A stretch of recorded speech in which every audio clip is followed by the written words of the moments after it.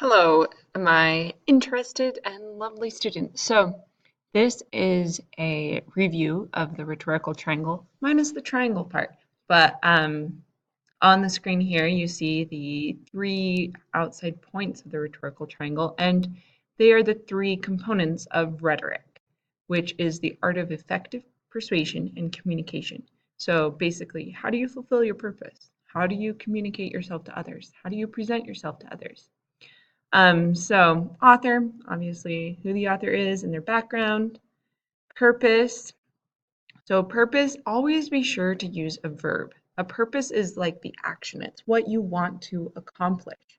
Maybe you want to inform about dental health. Maybe you want to entertain. The audience is that specific set of people, and it is defined by age, background, or experience.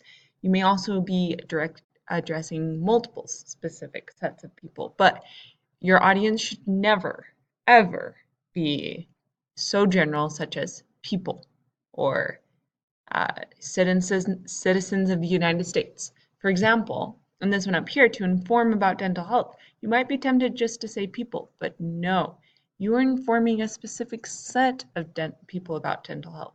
Do you want to inform teenagers, um, middle-aged people? Do you want to inform people who do not currently have dental health, like dental insurance or something, and need to get a dentist? Or do you want to inform people who are already going to the dentist and need to continue?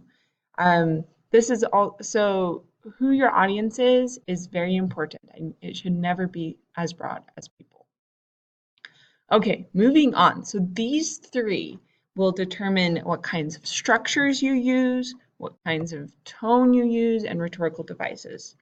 So structure. Structure is the format the author uses to effectively reach his or her audience and to convey his or her purpose. So for example, if the author wants to entertain young children, so purpose is to entertain, audience is young children, the author might create an animation and post it on YouTube.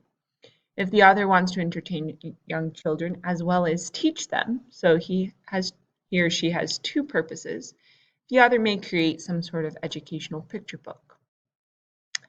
Tone. So tone would be the feeling behind the words. Tone is what makes your product feel alive. It's what gives it feeling. Everything should have a tone. If you don't have a tone, you may sound like this, and it's not interesting, and people fall asleep. So even my voice, as I'm being informational, and my purpose as I'm doing this is to provide you an overview of rhetoric so you can review this as you're working on your projects and have questions. My tone, even now, has some feeling.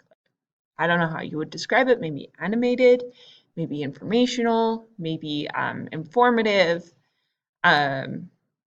maybe making things up, whatever you might think.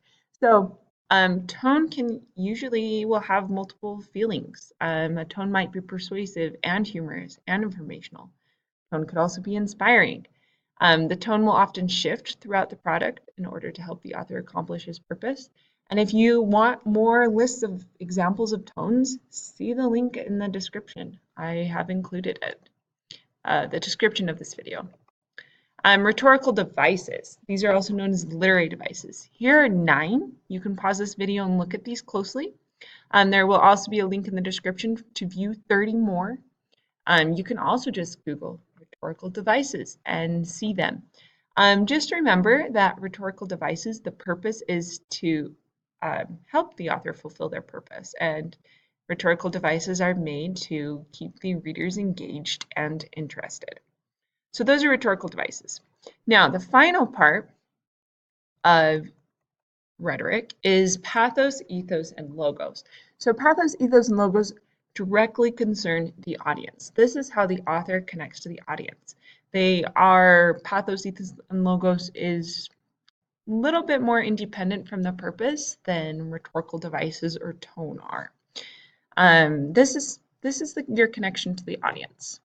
So pathos, this is the appeal to emotion or sympathy. So this is like, think Donald Trump. He uses a lot of pathos. Think, those movies with the people that start crying and then it zooms in on their pour your tears, that's pathos. Or when you guilt trip people, that's pathos. Ethos, this is appeal to authority.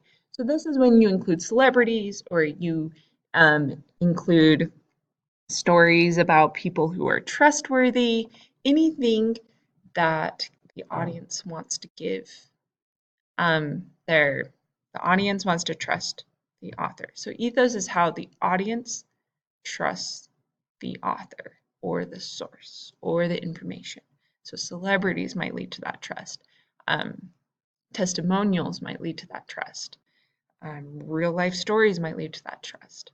How the author presents himself or herself. So, like if the author's dressed up in a suit, that's ethos. If the author is the president of the United States, that is ethos. If the author has published 50 books, that is ethos. And logos. So this is data or logic. This is what you cannot argue with. Reasoning and facts. This is where you say, look, this and this and this, because of this and this and this, it makes sense. So that is logos. And then we watched all of these in class. And so, yeah, hopefully that helped you with your overview of rhetoric. If you have any questions, let me know. And then see the links in the description for this YouTube video. You can look at this PowerPoint as well as you can look at a list of rhetorical devices. And what was the other thing? Oh, a list of tone words. Okay, thanks for watching.